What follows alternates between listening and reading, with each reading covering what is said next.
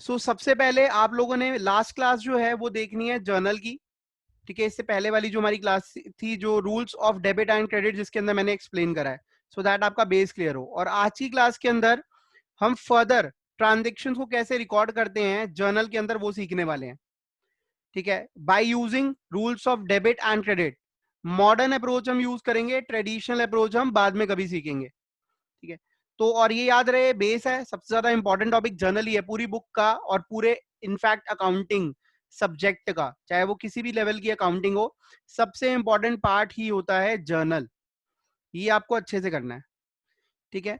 तो we are going to start how to record transaction, further transaction in journal. आपने बहुत अच्छे से समझना है, और यहां पर मैं आपको स्टेप वाइज सिखाऊंगा कि कैसे जर्नल करते टाइम आपने 3 स्टेप्स जो हैं अपने दिमाग में रखने हैं, ठीक है।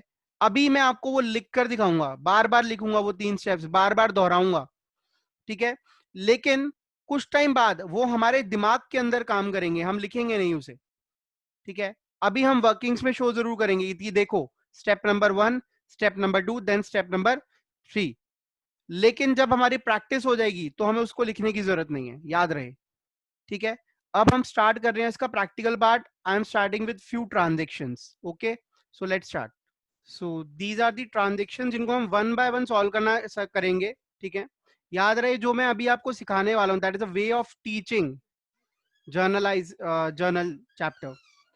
आप लोगों ने जो एग्जाम में करना है वो थोड़ा सा अलग होगा, तो एग्जाम में कैसे करना है वो भी मैं आपको बताऊंगा। अभी मैं आपको एक्सप्लेन करूंगा वन बाय वन। तो मेरा जो तरीका होगा आपको बताने का क्या होगा, दैट विल बी, जैसे 1 अप्रैल को जो ट्रांजेक्शन हुई, पहले मैं उसको एक्सप्लेन करूंगा आपने इसको कैसे रिकॉर्ड करना है जर्नल में, फिर मैं जर्नल में रिकॉर्ड करके दिखाऊंगा, ठीक है। तो मेरा प्रोसेस पहले क्या होगा, आपको एक्सप्लेन करना स्टेप बाय स्टेप कि आपने कैसे अपने दिमाग में जर्नल एंट्री को क्रिएट करना है, अपने दिमाग में जर्नल एंट्री क्रिएट करनी है, याद रहे, ठीक है। तो अभी हम स्टार्ट कर रहे हैं फर्स्ट एंट्री से, and that first entry is Suresh started his business with cash, ठीक है। तो जब भी आप, पहली चीज, जब भी आप जर्नल करेंगे तो आपके पास पूरा फॉर्मेट होना चाहिए, और फॉर्मेट में आपको बना के दिखा रहा हूं।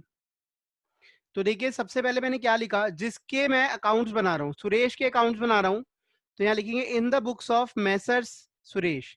ये जैसे किसी पर्सन के नाम के आगे मिस्टर या मिस लगता है या मिसेस लगता है, तो ऐसे जब हम बिजनेस का नाम लिखते हैं तो उसके प्रीफिक्स में लगता है मेसर्स, ठीक है।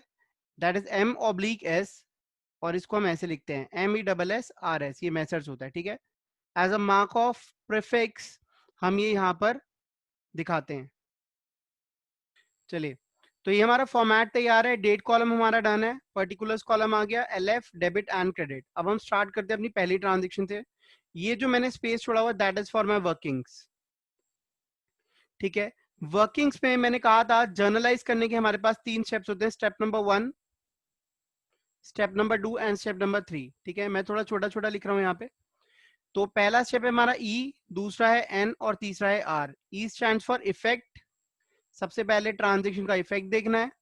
N stands for nature and R stands for rules, ठीक है, rules of debit and credit. अब हम सबसे पहले फर्स्ट ट्रांजेक्शन पर चलते हैं। फर्स्ट ट्रांजेक्शन क्या थी, फर्स्ट ट्रांजेक्शन जो हमारी थी, that is Suresh started his business with cash 10 lakh rupees. जब सुरेश ने अपना बिजनेस शुरू करा 10 लाख रुपए से, तो इफेक्ट कहां पर आया बिजनेस में, 2 चीजों पे, कैश और कैपिटल पे। कैश भी इंक्रीज हुआ और कैपिटल भी इंक्रीज हुई, ये मेरी पहली ट्रांजेक्शन है, ठीक है। अब देखना है कि कैश कौन सी कैटेगरी में फॉल होता है, एसेट्स, एक्सपेंस, कैपिटल, लाइबिलिटी और revenue.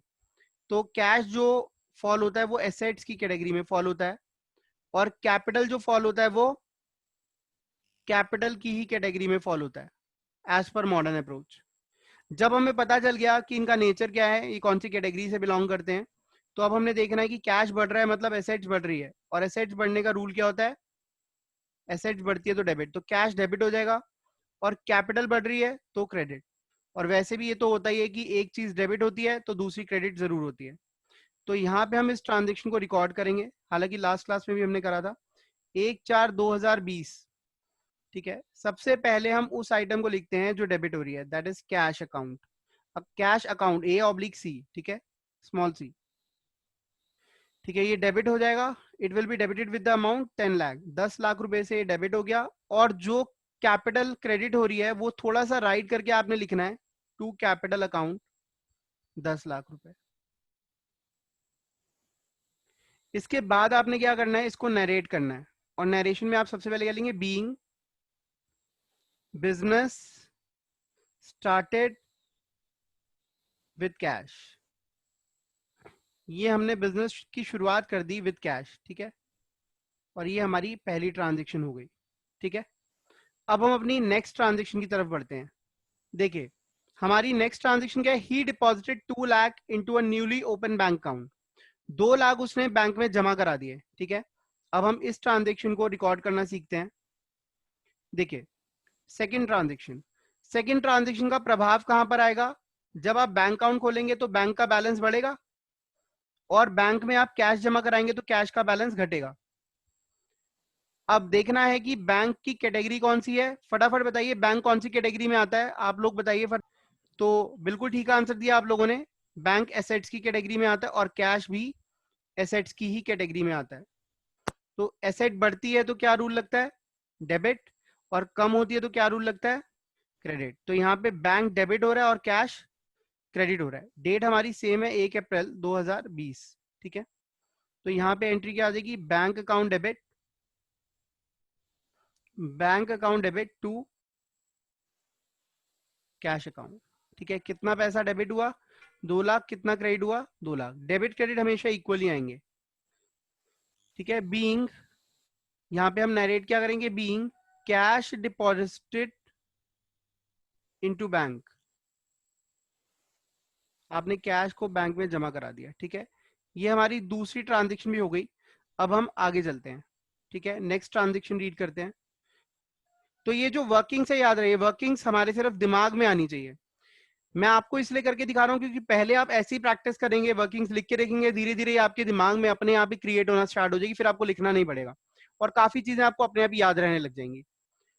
He purchase goods for ₹50,000, इसने 50,000 रुपए गुड्स खरीदे, मेंशन नहीं है किससे खरीदे, तो यहाँ पे एज्यूम कर लेंगे आप कि ये हमने कैश खरीदे हैं, ठीक है। ये आपने कैश खरीदे, गुड्स खरीदे। याद रहे इससे पहले हमने अकाउंटिंग इक्वेशन चैप्टर करा हुआ है, वहां पे जब हम गुड्स खरीदते थे तो स्टॉक बढ़ता था, लेकिन यहाँ पे जब हम गुड्स खरीदेंगे तो गुड्स को खरीदना उसको हम बोलते हैं परचेज, क्या बोलते हैं, परचेज। और गुड्स को बेचना उसको हम बोलते हैं सेल। तो खरीदने के लिए परचेज यूज होगा और बेचने के लिए सेल यूज होगा। क्लियर है आपको ये बात, ठीक है। तो अब आपने गुड्स खरीदे, जब आपने गुड्स खरीदे तो क्या किस पे इफेक्ट आया, परचेज बढ़ी आपकी, तो परचेज लिखा यहाँ पे मैंने। और दूसरा इफेक्ट, जब आप परचेज करेंगे तो आपका दूसरा इफेक्ट किस पे आया, कैश। परचेज बढ़ गई आपकी, खरीदारी बढ़ गई और कैश घट गया। परचेज, अब ये देखना है कि परचेज का नेचर क्या है। परचेज मतलब गुड्स को खरीदना, और गुड्स खरीद के हम क्या करते हैं, उसे बेचते हैं। तो ऐसा खर्चा जो रेवेन्यू जनरेट करने के लिए करा गया हो तो उसको हम क्या बोलते हैं, एक्सपेंस बोलते हैं। हमने ये खर्चा क्यों करा है, पैसा कमा सके हम, इसके बेनिफिट्स ले सकें, तभी हम ये खर्चा कर रहे हैं, तो ये हमारे लिए एक्सपेंस होगा। और कैश हमारे लिए क्या है, एसेट है। परचेज, अब खर्चा बढ़ रहा है और एसेट कम हो रही है, खर्चा बढ़ने का रूल क्या होता है, फटाफट बताइए, ठीक है। तो खर्चा बढ़ा डेबिट और कैश कम हुआ क्रेडिट। उसके बाद हम इस एंट्री को यहाँ पे रिकॉर्ड करेंगे, जो आइटम डेबिट है उसको हम सब ऊपर लिखेंगे, परचेज अकाउंट डेबिट, और जो आइटम क्रेडिट हो रही है उसको हम नीचे लिखेंगे, टू कैश अकाउंट, ठीक है। कितने का हमने परचेज, कितने का करा था माल, 50,000 का, ठीक है। 50,000 रुपीज हमने यहाँ पे डेबिट भी कर दिया और क्रेडिट भी कर दिया। और यहाँ पर नरेशन के अंदर हम क्या लिखेंगे, being goods purchase for cash, goods purchased for cash.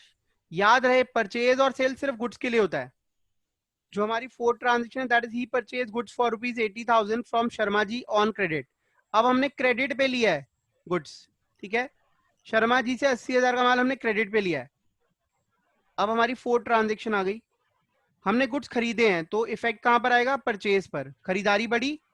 याद रहे परचेज और सेल सिर्फ गुड्स के लिए यूज होता है, परचेज ऑफ गुड्स और सेल ऑफ गुड्स। तो हमने गुड्स खरीदे और हमने उधार पे खरीदे, किससे खरीदे, शर्मा जी से। तो अब शर्मा जी हमारे अकाउंट्स के अंदर रिकॉर्ड करने पड़ेंगे हमें। ठीक है, अब आप कहोगे शर्मा जी क्यों? क्योंकि हमने इनका पैसा देना है। ठीक है, अगर हमने किसी का भी पैसा देना है तो वो हमारे लिए क्या बन जाता है?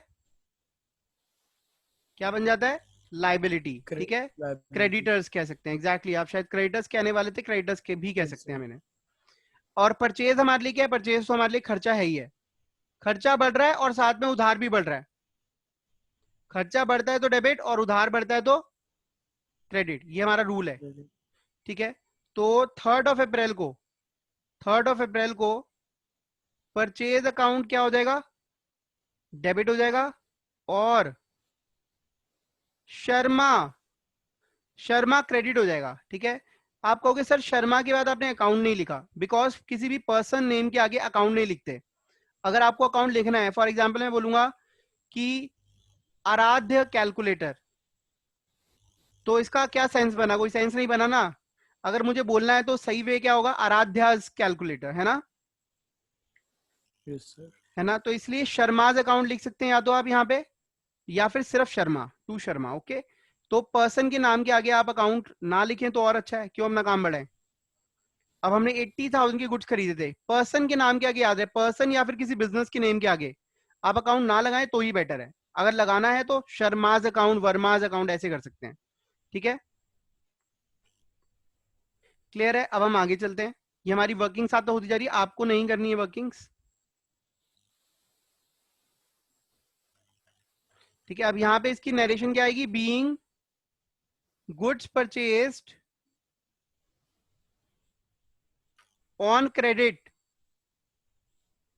फ्रॉम शर्मा। शर्मा से हमने उधार पे माल खरीदा है। तो ये हमारी 4 ट्रांजेक्शन हमने कवर अप कर ली हैं। ठीक है, एक लास्ट ट्रांजेक्शन जो अभी हो पाएगी, उसके बाद नेक्स्ट वीडियो के अंदर हमारी आप नेक्स्ट ट्रांजेक्शन देख लेंगे। ओके, अब देखिए, तो यहां पर आ रहा है इसके बाद ही परचेज गुड्स, ये वाली, he purchase goods for ₹40,000 from Verma ji. Verma ji से गुड्स खरीदे 40,000 के।